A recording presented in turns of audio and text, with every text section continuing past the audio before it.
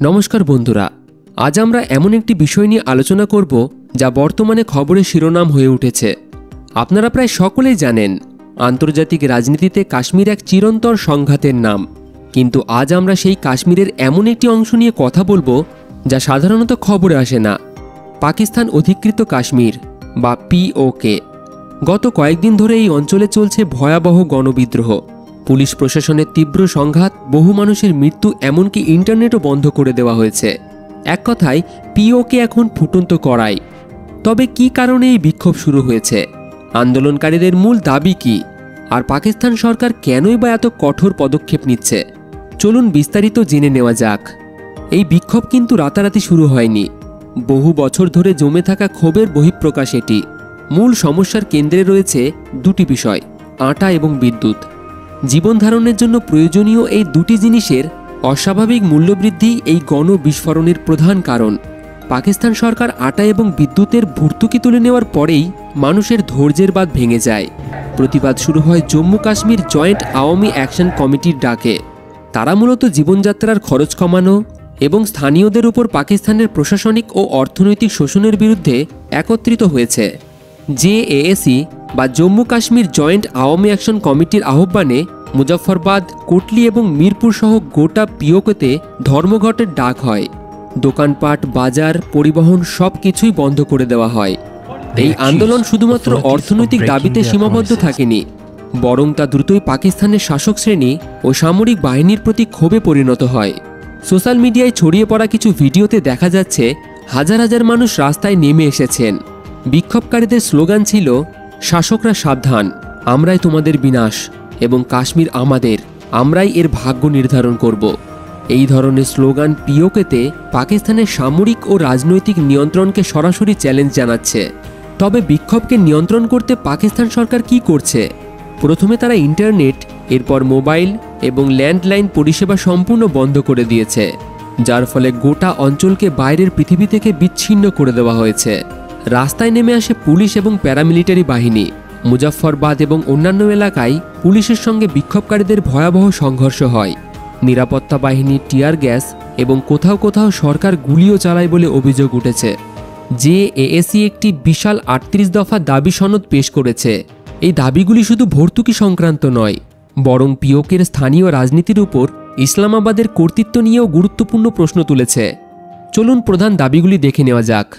প্রথম হল অবিলম্বে আটা ও বিদ্যুতের ভর্তুকি ফিরিয়ে আনা এবং সকল প্রকার অযৌক্তিক ট্যাক্স প্রত্যাহার করতে হবে। দ্বিতীয়ত হল সরকার, কর্মকর্তা ও রাজনৈতিক নেতাদের জন্য নানান রকম বিলাসবহুল সুবিধা, যেমন বিনামূল্যে বিদ্যুৎ, দামি গাড়ি অবিলম্বে বাতিল করতে হবে।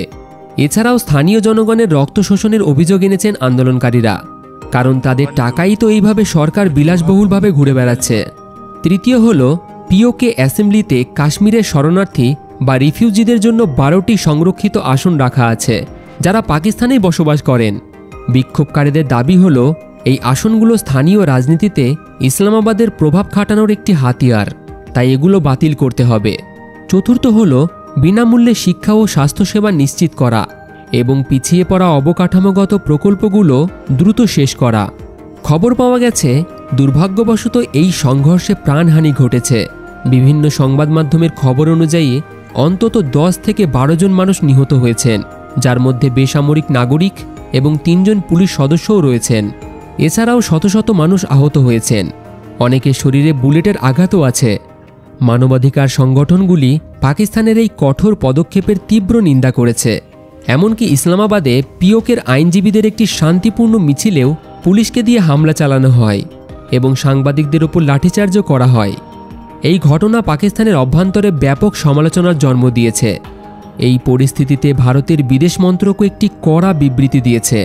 তারা বলেছে, পিওকেতে এই বিক্ষোভ পাকিস্তানের নিপীড়নমূলক দৃষ্টিভঙ্গি এবং এই অঞ্চলের সম্পদ পদ্ধতিগতভাবে লুণ্ঠন করার একটি ফল এটা। ভারত স্পষ্ট জানিয়েছে, এই অঞ্চলের সমস্ত মানবাধিকার লঙ্ঘনের জন্য পাকিস্তানকে জবাবদিহি করতে হবে। তবে এই 5 দিনের তীব্র সংঘাতের পর পাকিস্তান সরকার এবং জয়েন্ট আওয়ামী অ্যাকশন কমিটির মধ্যে একটি গুরুত্বপূর্ণ চুক্তি স্বাক্ষরিত হয়েছে। প্রধানমন্ত্রী শাহবাজ শরীফের নির্দেশে একটি উচ্চ ক্ষমতাসম্পন্ন প্রতিনিধি দল মুজফ্ফরবাদ যায়। দীর্ঘ আলোচনার পর তারা শনিবার একটি চুক্তি সই করে। চুক্তি অনুযায়ী নিহতদের পরিবারকে ক্ষতিপূরণ দেওয়া হবে। পিওকের বিদ্যুৎ ব্যবস্থার উন্নতির জন্য কেন্দ্রীয় সরকার $10 বিলিয়ন পাকিস্তানি রুপি দেবে। এমনকি পিওকের মন্ত্রিসভার আকার কমিয়ে আনা হবে। এছাড়াও সম্পত্তি হস্তান্তরের উপর ট্যাক্স পাঞ্জাব ও খাইবার পাখতুনখোয়ার সমতুল্য করা হবে। যদিও এই চুক্তি সামরিকভাবে বিক্ষোভ থামিয়েছে, কিন্তু প্রশ্ন হলো, এই প্রতিশ্রুতিগুলি কি আদৌ পূরণ হবে? পিওকের মানুষ দীর্ঘস্থায়ী মুক্তি চায়, যা শুধু অর্থনৈতিক নয়, রাজনৈতিক অধিকারের সঙ্গেও জড়িত। পাকিস্তানের জন্য এই পরিস্থিতি এক বড় চ্যালেঞ্জ, যা কাশ্মীর ইস্যুতে আন্তর্জাতিক মহলে তাদের অস্বস্তি আরও বাড়ালো। তো এটাই ছিল পিওকের গণবিদ্রোহের সর্বশেষ পরিস্থিতি। এই বিষয়ে আপনার কি মতামত তা অবশ্যই কমেন্টে জানাতে পারেন। ভিডিওটি ভালো লাগলে লাইক করুন এবং বন্ধুদের সাথে শেয়ার করুন।